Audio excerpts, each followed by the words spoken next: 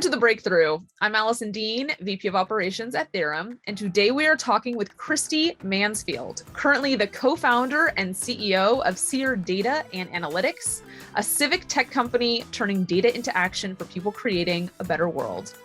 Previously, she was the Director of CX Strategy and Transformation APAC at Oracle. She's a published author, and in 2015 was named one of Australia's 100 Women of Influence by the Australian Financial Review. Hi, Kristi. Hi, Alison. Is there a project that comes to mind for you that's most representative of a digital transformation? I think some of the most interesting digital transformation projects in the NGO and not-for-profit space are really around emergency relief and crisis recovery.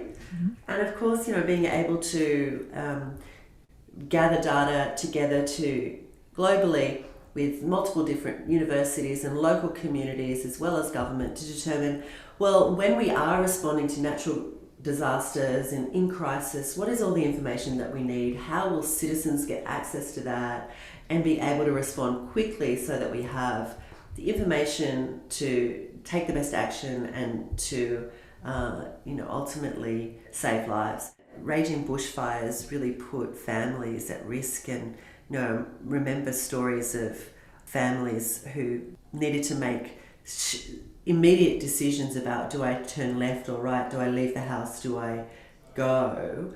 And the important work of enabling local people with digital tools to help them make those decisions in the moment, in that kind of crisis, I think is a very good example of the power of digital transformation. How does Seer ensure that the data you're capturing isn't being manipulated negatively by any outside or the wrong sources? Data is always being used as a weapon, especially in the public policy arena.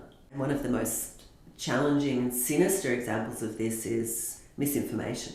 So in terms of how we manage this, we have clear guidelines that we're not bringing in to our platform for analysis any personally identifiable data. I mean, that's a fundamental. We do have unit record data, but we apply techniques to ensure that we're suppressing information so that the counts are such that we can't identify other people. But at this stage, we're not bringing in, or we don't have access to digital data. It is what we call little data, okay, and very, very helpful for decision making too, and for tracking impact. For example, the outcomes that we're trying to achieve, such as healthier families, keeping kids out of the criminal justice system, and diversions. So we're really facilitating the data that aligns to indicator to the outcome in aggregate form. And that's very sort of fundamental to our efforts insofar as protecting privacy and protecting information. Can you speak about a breakthrough that you've had recently?